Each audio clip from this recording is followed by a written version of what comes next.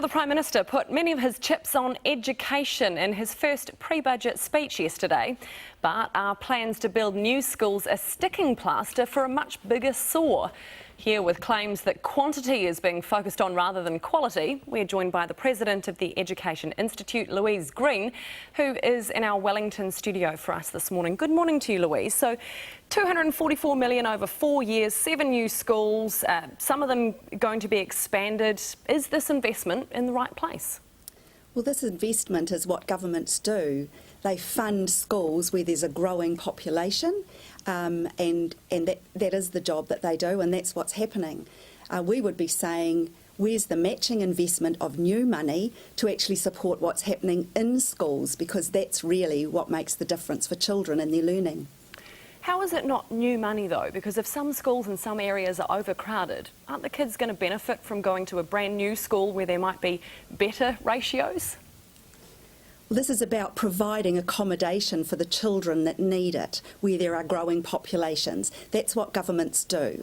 So the government needs to put money into those areas. That's what it's doing. We're asking, where's the matching investment?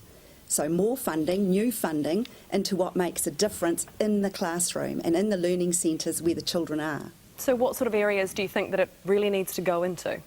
Well, I think there'll be parents and grandparents that are listening this morning that have children with special needs, whose needs aren't being met.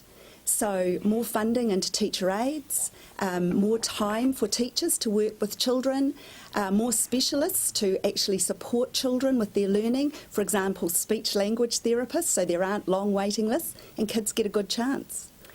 We've also heard, and I'm sure you have too, that the government's not going to hit surplus and therefore this isn't going to be a budget that's full of big spending promises. So what are your expectations like about next month's budget and what might be in it for education?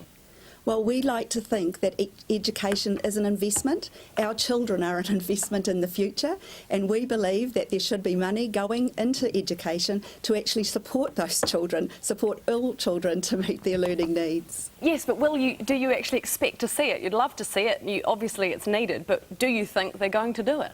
Well, we're asking them to do just that, because the kids of New Zealand deserve it. Thank you for your time this morning. That is Louise Green, the NZEI President.